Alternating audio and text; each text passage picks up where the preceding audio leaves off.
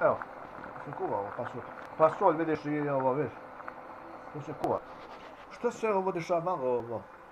Pa dešavalo se da ovo pera nije, mi nismo zadovoljni ovo. Zato što je poskupelo ovo grejanje 30%. A on ima koliko ima penziju? 22.000. 22.000. I koliko je dobio ovo? 5%. Pa dobio 1.000 dinara ovo. Puno na jedvite živi.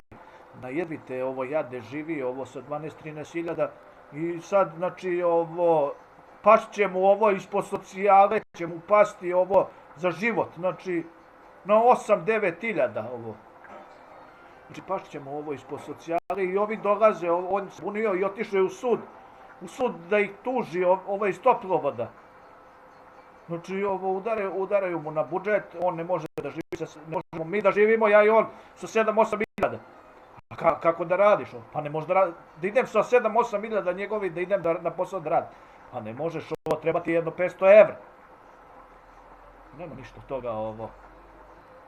A grejanje poskupilo. Poskupilo i oni dolaze, ne smeju oni da dolaze, oni će idu u sud. Ako budu dolazili će u policiju.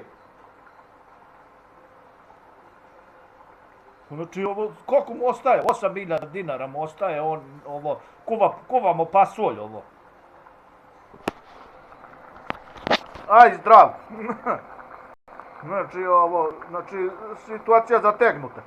Situacija sve bednija i bednija. Kuva se pasulj.